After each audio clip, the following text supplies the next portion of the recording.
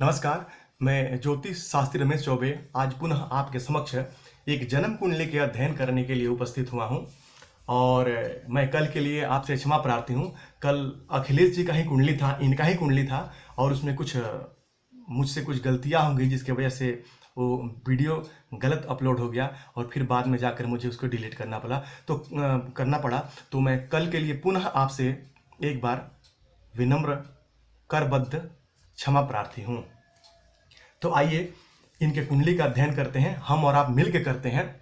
सबसे पहले नाम अखिलेश, जन्म तारीख 16/8/1998, समय 10:16 AM, स्थान जौनपुर, पाया लौह पाया, वर्ण इनका वैश्य है, गण इनका मानव है, नाड़ी अंत है, लग्न तुला है, स्वामी बनते हैं शुक्रदेव, राशि इनकी वृषभ बनती है, स्वामी बनते हैं शुक्रदेव, नक्षत्र रोहिणी चण तृतीय, नक्षत्र के स्वामी बनते हैं चंद्रदेव और तिथि है नवमी के कृष्ण पक्ष के दिन इन्होंने जन्म लिया। अब देखिए, आइए सबसे पहले ग्रहों के बलाबल के बारे में बात करते हैं, ग्रहों की डिग्री के बारे में बात करते हैं। लग्न इनका 1 डिग्री पे चित्रा नक्षत्र यानी कि मंगल के नक्षत्र में बैठा हुआ है, रवि 29 डिग्री पे अश्लेषा यानी बुध के नक्षत्र में बैठे हुए हैं, चंद्रदेव 17 डिग्री पे रोहिणी यानी कि चंद्रमा स्वयं के नक्षत्र में बैठे हैं, मंगल देव 3 डिग्री पर पुनर्वसु यानी कि गुरु के नक्षत्र में, बुध देव 25 डिग्री पे अश्लेषा यानी कि बुध के नक्षत्र में वक्री होकर के अस्त होकर बैठे हैं। वहीं गुरुदेव 2 डिग्री पे पूर्वा भाद्रपद यानी स्वयं के नक्षत्र में वक्री होकर बैठे हैं, शुक्रदेव 9 डिग्री पे पुष्य नक्षत्र में स्वयं के शनि के नक्षत्र में, और शनिदेव 9 डिग्री पे अश्वनी यानी केतु के नक्षत्र में, राहु देव 7 डिग्री पे मघा नक्षत्र में और केतु देव 7 डिग्री पे शतभिषा नक्षत्र में। इन दोनों ने आपस में नक्षत्र बदल लिया है। अब सबसे पहले तुला लग्न के बारे में बात करेंगे। अब लग्न इनका तुला और राशि इनकी बनती है वृषभ। अब लग्न और राशि दोनों ही मित्र हुए क्योंकि तुला लग्न के स्वामी बनते हैं शुक्रदेव और वृषभ राशि के स्वामी बनते हैं शुक्रदेव। तो लग्नेश और आशीष में मित्रता है, ये बड़ा ही शुभ सूचक है, ये बड़ा ही अच्छा है। अब तुला लग्न कैसे होते हैं? तुला लग्न के लोग सबसे पहले हम ये जानेंगे। तो ऐसे लोग अपने एक मुस्कुराहट से सभा को सम्मोहित करने वाले होते हैं। जीवन में सामंजस्य स्थापित करके चलना कोई इनसे सीखे। सबको, पूरे परिवार को साथ लेकर चलना इन्हें बहुत पसंद है। ये जो व्यक्ति होते हैं ये प्रसन्नचित्त रहते हैं, हमेशा मुस्कुराते रहते हैं। ये जिसको अपना मित्र बना लें उसके लिए सब कुछ अपना दे देते हैं, उसके लिए सब कुछ अपना लुटाने से पीछे नहीं हटते हैं। और एक बार यदि किसी के लिए मन में इन्होंने बैर भाव पाल लिया तो फिर उसको माफ भी नहीं करते हैं। दूसरे की मन की था कैसे ली जाती है ये बखूबी जानते हैं। उचित और त्वरित निर्णय लेने में ये काफ़ी माहिर होते हैं। आस्तिक होते हैं, देव पूजक भी होते हैं, सात्विक होते हैं। कैसी भी परिस्थिति क्यों न हो जाए वो उसको अपने अनुरूप ढाल लेते हैं। लेकिन छोटी छोटी बात जो इनको दिमाग को परेशान कर जाती है और छोटी छोटी बातों में ये बहुत जल्दी इनका मस्तिष्क जो है वो बेचैन हो जाता है। साधन इनके पास भले कुछ ना हो लेकिन लक्ष्य सदा ये ऊंचे रखते हैं, हमेशा ऊपर जाने की होड़ में रहते हैं। काल्पनिक भी कहे जा सकते हैं, थोड़ा कल्पनाशील होते हैं और इनका जो हृदय है वो बहुत जल्दी द्रवित हो जाता है, बहुत जल्दी भावुक हो जाते हैं।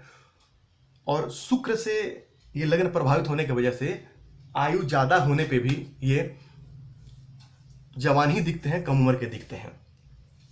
अब इनका चुनाव मैंने कमेंट के माध्यम से किया था तो इनके कुछ सवाल हैं। तो आइए सबसे पहले हम इनके प्रत्येक ग्रहों के बारे में जानें। अब तुला लग्न, अब इस लग्न के सबसे सर्वाधिक योग कारक ग्रह बनते हैं शनिदेव, जो कुंडली के चौथे और पांचवें भाव के स्वामी कुंडली के सप्तम भाव में बैठे हैं। अब सप्तम भाव में शनिदेव यहाँ नीच राशिगत बैठ गए यहाँ करके। अब सप्तम भाव में शनिदेव को लेकिन दिग्बल प्राप्त है, शनि सप्तम भाव में दिग्बली हो जाते हैं। वहीं इनके कुंडली में शनिदेव कुंडली के सप्तम भाव में अश्विनी नक्षत्र में कैसे बैठे हैं तो ये शनिदेव इनकी कुंडली में वक्री होकर बैठे हैं। यहाँ मैंने वक्री नहीं लिखा है, लेकिन शनिदेव इनकी कुंडली में वक्री होकर बैठे हैं। और मैंने आपको बताया था कि जब कोई भी ग्रह वक्री होकर यदि बैठे नीच राशि में तो वो अपना उच्च का ही फल देता है। तो शनिदेव यहाँ पे इनको उच्च का फल प्रदान करेंगे। वहीं इस कुंडली में लग्न के मालिक बनते हैं शुक्रदेव, जो कुंडली के 10वें भाव में बैठे हैं। लग्नेश का जाके 10वें भाव में बैठ जाना ये शुभ सूचक है, ये अच्छा है। जातक जो है वर्कॉलिक किस्म का होगा, कर्मशील होगा, कर्म में विश्वास करने वाला होगा। वहीं इनके कुंडली में तीसरे योग कारक ग्रह बैठते हैं, बुध देव बनते हैं, वो कुंडली के 10वें भाव में जाके बैठे हैं। 25 डिग्री पे अश्लेषा नक्षत्र में बैठे हैं, वक्री होकर अस्त होकर बैठे हैं। अब भाग्य भाव का स्वामी कर्म भाव में यदि जाके बैठ जाए तो इसको बोलते हैं कर्म धर्म कर्माधिपति योग। लेकिन वहीं चलित चक्र में इनके ग्रहों की कुछ जो स्थितियां हैं वो बदली हुई हैं। बुध और सूर्य दोनों कुंडली के आय भाव का फल दे रहे हैं, यानी कि सूर्यदेव अपने आय भाव का ही फल दे रहे हैं और बुध देव भाग्य के स्वामी होकर के आय भाव का फल दे रहे हैं। अब लग्न इनका 1 डिग्री पे और लग्नेश शुक्रदेव है वो है 9 डिग्री पे, यानी कि लग्न विषम राशि में 1 डिग्री पे यानी कि बाल अवस्था में, और लग्नेश 9 डिग्री पे, यानी कि लग्नेश की स्थिति तो लगभग ठीक है लेकिन लग्न इनका कमजोर है। और किसी भी कुंडली में लग्न और लग्नेश का मजबूत होना अत्यंत ही आवश्यक है, अत्यंत ही नितांत ही आवश्यक है। क्योंकि यदि लग्न और लग्नेश ये दोनों यदि कुंडली में मजबूत हो जाए तो फिर जातक जीवन में सब कुछ पा जाता है, जातक जीवन में सब कुछ हासिल कर लेता है, क्योंकि वो व्यक्तित्व है जातक का। अब इनके जो शनिदेव हैं वो वक्री होकर बैठे हैं, मैं यहाँ लिख देता हूँ, ये बड़ा ही श्रेष्ठ। अब इनके द्वितीय भाव के स्वामी बनते हैं मंगल देव और सप्तम भाव के स्वामी बनते हैं मंगल देव। अब शनिदेव कुंडली के सप्तम भाव में मंगल से तात्कालिक 1, 2, 3 मित्रता बना के बैठे हैं।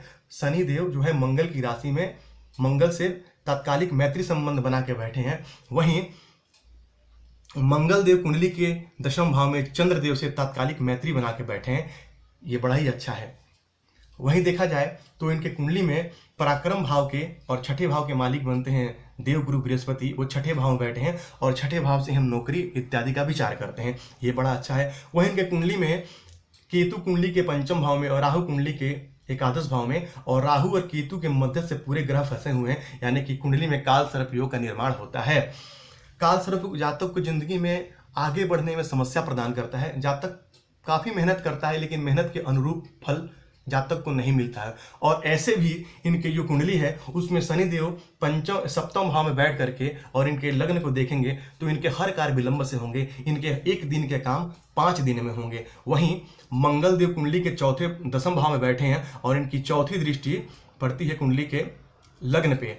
अब शनि की दृष्टि लग्न पे पड़ेगी तो जातक के प्रत्येक काम में विलंब होंगे, हर काम जातक का देरी से होगा। वहीं मंगल देव कुंडली के जब लग्न भाव को देखेंगे तो जातक जल्दबाज प्रवृत्ति का होगा, वो सोचेगा कि मेरा जो भी काम हो जल्दी तुरंत होना चाहिए, आज मैंने यदि मिट्टी में बीज डाल दिया तो कल उसमें पौधे निकल जाने चाहिए, इस प्रकार से जातक की मानसिकता थोड़ी हो जाती है। वहीं लग्न पे केतु की 9वीं दृष्टि का पड़ना, तो जब कुजवत केतु जो है वो मंगल के समान ही फल देते हैं। अब मंगल का भी लग्न को देखना, केतु का भी लग्न को देखना, जातक थोड़ा गुस्सेल प्रवृत्ति का हो जाएगा, जातक छोटी छोटी बातों में बहुत जल्दी एग्रेसिव हो जाएगा, बहुत जल्दी गुस्से में आ जाएगा।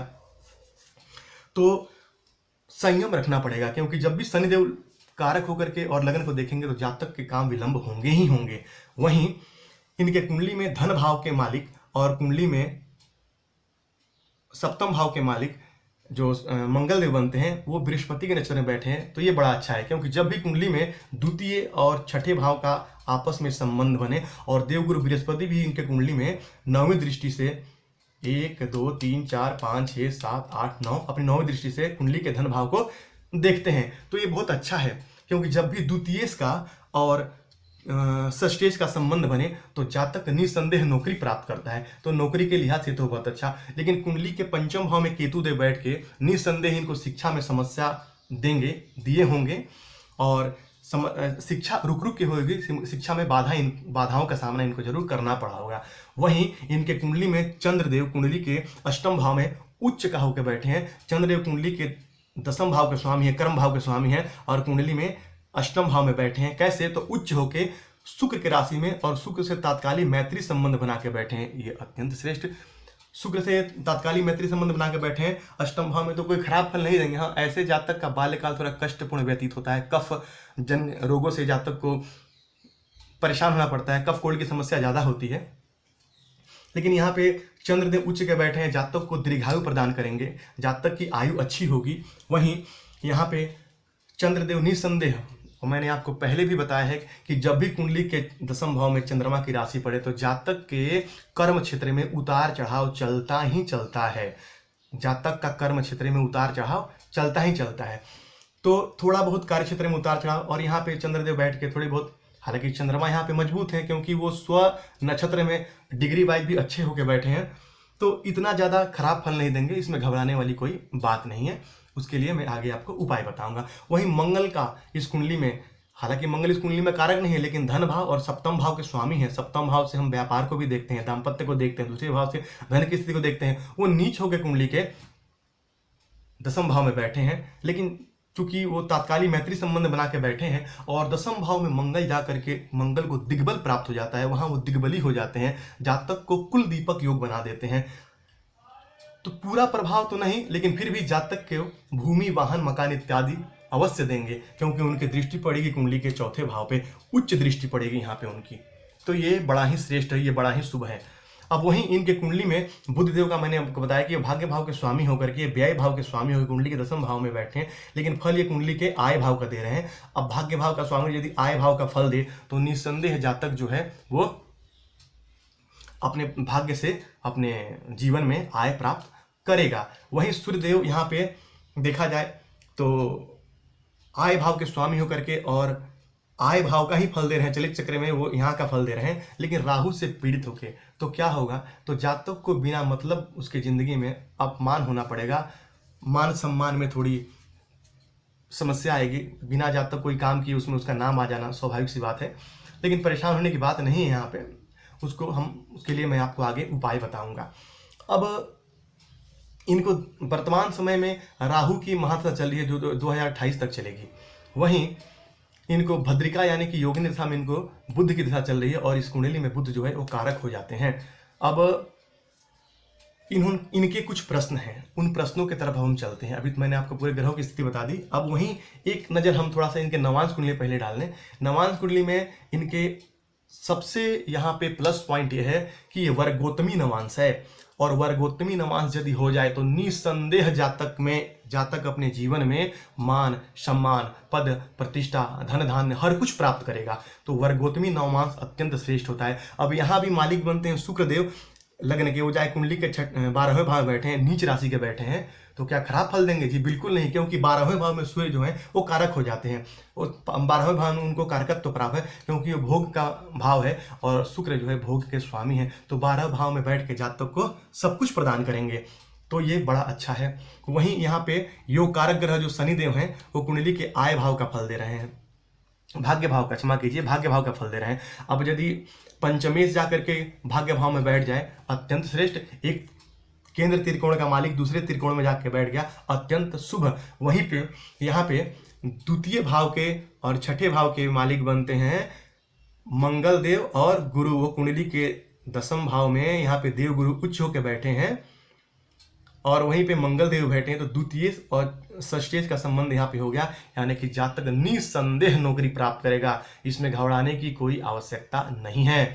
वहीं पे यहाँ पे राहु चंद्र और शनि एक साथ बैठे हुए हैं, तो चंद्रमा को ग्रहण लग गया है, तो जातक छोटी छोटी बातों पे अनावश्यक परेशान होता रहेगा, छोटी छोटी बातें उसके दिमाग में घर कर जाएगी, जल्दबाज तो जातक होगा ही, और साथ में छोटी छोटी बातों पे परेशान होने वाली बात है, वो जातक के मन को हमेशा उद्विग्न बना के रखेगी, जातक हमेशा मन से परेशान रहेगा। वही कुंडली के छठे भाव में सूर्यदेव आके बैठ गए हैं, आय भाव का, जब भी कुंडली में द्वितीय भाव का, छठे भाव का और आय भाव का संबंध किसी प्रकार से बने तो जातक नौकरी पाएगा ही पाएगा। अब यहाँ पे सूर्यदेव आय भाव के स्वामी होकर आके कुंडली के छठे भाव में बैठ गए हैं, बढ़िया, यहाँ पे बैठ के सूर्यदेव सरकारी नौकरी प्रदान करते हैं। बस जरूरत है तो थोड़े उपाय की और थोड़ी मेहनत की, वो मैं आगे आपको बताऊंगा। अब इनकी प्रारंभिक शिक्षा जैसे कि मैंने आपको बताया थोड़ी बहुत उतार चढ़ाव पूर्ण रही, वहीं इनकी अभी ये मैकेनिकल इंजीनियर की पढ़ाई कर रहे हैं, अभी पूरी नहीं हुई है, और इनके कुंडली में उच्च शिक्षा का विचार हम कुंडली के भाग्य भाव से यहाँ 9 भाव से करते हैं। वो बुध देव उनके कुंडली में जाके ठीक ठाक स्थिति में बैठे हुए हैं, तो इसमें घबराने की कोई आवश्यकता नहीं। जहाँ तक कि उच्च शिक्षा अवश्य ही अच्छी होगी, वो मुझे देखने में आ रहा है। साथ ही साथ इन्होंने एक सवाल मुझसे और किया है कि कब तक मुझे सरकारी नौकरी मिलेगी। तो इनका राहु में जब शुक्र की जब दशा आएगी 21/9/2020 से लेकर के 9/10/2021 तक, तो वहाँ पे ये प्रयत्न कर सकते हैं, वहाँ पे इनको नौकरी मिलने की एक संभावना मुझे दिखाई देती है। अब थोड़ा सा परेशानी है, क्योंकि काल सर्प योग है और राहु की दशा चलेगी, तो निसंदेह थोड़ी बहुत जातक को परेशानियों का सामना करना पड़ेगा। वहीं इनका पाया भी लोहा का पाया है, तो लोह पाया पे मैं देखा हूँ कि जातक को परेशानियों का सामना करना पड़ता है। जातक को थोड़ा स्वास्थ्य संबंधी दिक्कतें आती हैं। अब देवगुरु बृहस्पति कुंडली के 6ठे भाव में बैठे हुए हैं, और लग्न को यदि हम और मजबूत कर दें तो ये विपरीत राजयोग में आ जाएंगे और जातक जिंदगी में सब कुछ पाए, क्योंकि यहाँ पे 6ठे भाव में 6-8-12 का स्वामी जी 6-8-12 में बैठा हो तो विपरीत राजयोग बनता है। लग्न को मजबूत करेंगे तो बृहस्पति का लाभ दिलाएंगे और जातक अपने ज्ञान से ही सब कुछ पाएगा। वहीं 1 2 3 4 5 देवगुरु बृहस्पति की दृष्टि कहाँ पड़ती है, तो कुंडली के 10वें भाव पे पड़ती है, वो उनके उच्च की दृष्टि है। वहां पे उन्होंने अपने अमृत दृष्टि डाली और जातक के श्रेष्ठ कर्म प्रदान करेंगे। जातक श्रेष्ठ कर्म करने वाला होगा, इसमें कोई दो मत नहीं है। वहीं इन्होंने पूछा कि मेरा दाम्पत्य जीवन कैसा होगा। अब देखिए, कुंडली के 7वें भाव में शनि देव का बैठना, लेकिन कैसा, दिग्बली होकर के और वक्री होकर के, तो जातक जो है वो विवाह में निस्संदेह विलंब होगा। और वहीं पे राहु देव की 9वीं दृष्टि का पड़ना कुंडली के 7वें भाव पे, ये ठीक नहीं है, ये कहीं ना कहीं समस्या देगा। थोड़ा जातक के दाम्पत्य में मन मुटाव रहेगा, लेकिन फिर भी दाम्पत्य जीवन खराब नहीं होगा, क्योंकि कुंडली के जैसे कि पाप कर्तरी दोष की मैंने आपको चर्चा की है, वैसे ही शुभ कर्तरी दोष भी होता है। जैसे कि शुभ कर्तरी योग कैसे होगा, एक तरफ देवगुरु बृहस्पति, एक तरफ चंद्रमा और बीच में 7वां भाव आ रहा है, तो ये शुभ कर्तरी योग है, अत्यंत श्रेष्ठ है। जातक का वैवाहिक जीवन खराब ही होगा, ये कहना अनुचित होगा, गलत होगा।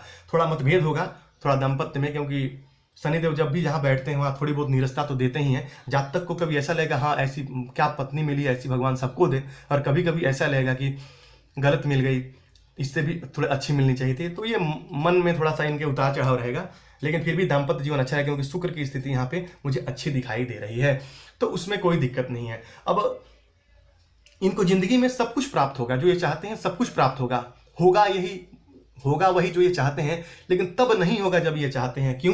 क्योंकि शनिदेव इस कुंडली में कारक हैं, अत्यंत कारक हैं, लग्न पे दृष्टि पड़ रही है। जातक के प्रत्येक कार्य थोड़े विलंब से होंगे, लेकिन जातक पाएगा सब कुछ। अब बलाबल में देखा जाए तो बुध षडबल में सबसे ज्यादा बली, फिर देवगुरु बृहस्पति, फिर शुक्र, फिर शनि, फिर मंगल।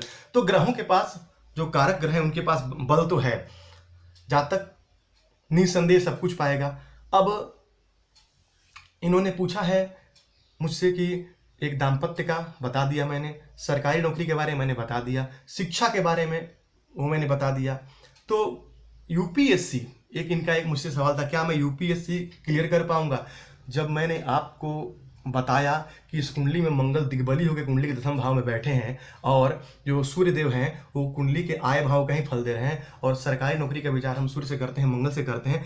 निस्संदेह यदि आप प्रयत्न करें, निस्संदेह यदि आप छोटे छोटे उपाय करें, तो आप उन सभी चीज़ों को पा सकते हैं। अब चलते हैं क्या किया जाए, कैसे इस कुंडली का संपूर्ण लाभ उठाया जाए, कैसे इस कुंडली में जो परेशानियां उसको दूर करके उसका संपूर्ण लाभ जातक को दिलाया जाए। तो सबसे पहले तो आपको काल सर्प योग की शांति करानी चाहिए। काल सर्प योग की आप शांति कराइए, मेरे पिछले वीडियो में जाके देखिए मैंने कब कब बताया है। तो काल सर्प योग की शांति आपको कराना नितांत आवश्यक है। और वहीं राहु और केतु के बीज मंत्रों का ओम राम राहवे नमः और ओम केम केतवे नमः, इन दोनों मंत्रों का आप जाप कीजिए। और मैंने ये भी बताया था कि यदि कुंडली में राहु और केतु यदि कारक हैं उस कुंडली में, तो हम राहु और केतु का रत्न भी पहन सकते हैं काल सर्प योग में। तो आप एक गोमेद और एक कैट साई बना करके और पहन लीजिए, इससे आपको लाभ होगा। यदि नहीं तो आप एक लाजवर्त भी पहन सकते हैं, लगभग 9-10 रत्ती का एक लाजवर्त पहन लीजिए, तो उससे भी आपको फायदा होगा, क्योंकि लाजवर्त से राहु केतु और शनि तीनों का लाभ प्राप्त होता है। तो आप एक लाजवर्त भी पहन सकते हैं। वहीं आप नित्य गणेश भगवान के ओम गंग गणपतये नमः इस मंत्र का 3 माला जाप कीजिए। गणेश भगवान को दुर्वा चढ़ाइए, इससे आपका भाग्य स्थान मजबूत होगा। और बुध आपके कुंडली में जो वक्री होकर अस्त हो गए हैं, कहीं ना कहीं भाग्य में समस्या जो उत्पन्न कर रहे हैं, उससे आपको लाभ होगा। वहीं आप चाहें तो बुध का रत्न एक पन्ना लगभग 7-8 रत्ती का बनवा करके अपनी छोटी उंगली में बुधवार के दिन चांदी में धारण कर लीजिए, इससे भी आपको लाभ होगा। वहीं आप यदि चाहें तो एक ओपल भी पहन सकते हैं, इससे भी आपको लाभ होगा। ओपल भी आपको नुकसान नहीं देगा, आपका लगन मजबूत होगा और आपको इससे लाभ होगा। अब ओपल पहनने से चंद्रमा का, देवगुरु बृहस्पति का और शुक्र का, तीनों का ही लाभ प्राप्त होता है, क्योंकि ओपल एक ठंडा रत्न है, तो इससे भी आपको लाभ होगा। शनि भगवान के बीज मंत्रों का जाप ओम सम शनिश्चराय नमः इस मंत्र का जाप आप नित्य संध्या काल में कीजिए, इससे आपको लाभ होगा। अब चूंकि पिछले कुछ दिनों आप परेशान थे, क्योंकि आपको वृषभ राशि, आप पे शनि की ढैया भी चल रही थी और आपको राहु की महादशा, तो इस कारण आपके शिक्षा में निस्संदेह समस्या आई होगी। लेकिन घबराने वाली अभी कोई बात नहीं है। जनवरी से आपकी स्थिति थोड़ी सी अच्छी हो गई है 2020 से, तो आप शनि भगवान के मंत्रों का जाप करें और साथ ही साथ शनि का दान ना करें। साथ ही साथ आप जाकर के शनिवार के दिन पीपल के पेड़ के नीचे एक सरसों के तेल का दीपक जलाइए, इससे आपको लाभ होगा। हो सके तो दुर्गा जी के मंदिर में जाइए, माँ दुर्गा के दर्शन कीजिए और साथ में सिद्ध कुंजिका स्तोत्र या दुर्गा कवच का पाठ कीजिए, इससे आपको लाभ होगा। सिद्ध कुंजिका स्तोत्र का पाठ करना आपके लिए काफ़ी अच्छा होगा, तो आप इन उपायों को कर सकते हैं। काल सर्प योग की शांति करवाना अत्यंत ही आवश्यक है। तो छोटी छोटी बातें मैंने बताया आपको गणेश जी की पूजा करने के लिए, राहु केतु का रत्न पहनने के लिए, साथ में बुध का रत्न और शुक्र का रत्न, और साथ ही मैंने आपको बताया कि सिद्ध कुंजिका स्तोत्र का पाठ कीजिए। इन छोटे छोटे उपायों कीजिए। गणेश भगवान को दुर्वा चढ़ाइए, इससे आपको लाभ होगा। सूर्य भगवान को अर्घ्य प्रदान कीजिए। आदित्य हृदय स्तोत्रम का पाठ या तो करिए या तो फिर सुनिए। आदित्य हृदय स्तोत्रम का पाठ सुनिए या करिए, जैसे भी आपको उचित लगे वैसा आप कीजिए। और ओम घृणी सूर्याय नमः या ओम ह्राम ह्रीम ह्रौम स सूर्याय नमः इस मंत्र का नित्य 108 बार जाप कीजिए। सूर्य भगवान की आराधना करने से आपको लाभ होगा, सरकारी नौकरी पाने में आपको फायदा होगी। वहीं आपका लोहे के पाया में जन्म है, तो आप लोहा का एक बार अपने वजन के बराबर लोहे का दान कीजिए। अब वजन के बराबर लोहे का दान करना संभव तो नहीं है, तो किसी जरूरतमंद किसी बच्चे को एक साइकिल ही खरीद के दे दीजिए। एक साइकिल खरीद के आप उसको दे सकते हैं शनिवार के दिन, इससे आपको लाभ होगा। लोहे का पाया में जन्म हो तो लोहा का दान करने से उससे संबंधित समस्याओं से मुक्ति मिलती है। कुंडली अच्छी है, कुंडली में कोई समस्या नहीं है। जो समस्या है उसका निदान मैंने आपको बता दिया है। उपाय कीजिए, निसंदेह आपको लाभ होगा। तो इन छोटे छोटे उपायों को करके आप लाभ प्राप्त कर सकते हैं। और मुझे यकीन है कि आज का विश्लेषण आप लोगों को पसंद आया होगा, और कल जो मुझसे गलतियां हुई पुनः उसके लिए आप लोगों से क्षमा प्रार्थी हूं। तो आज के लिए इतना ही, और आपको यदि मुझसे कुछ पूछना हो तो आप कमेंट बॉक्स में जाके, सबसे अच्छा तो होगा आप यदि मेरे व्हाट्सएप नंबर पे मैसेज करके मुझसे बात करें और अपने बारे में अपने सवाल पूछें, या कमेंट में पूछें तो भी मैं आपको जवाब दूंगा। तो निस्संदेह आज का कार्यक्रम आप लोगों को पसंद आया होगा। आज के लिए इतना ही, नमस्कार।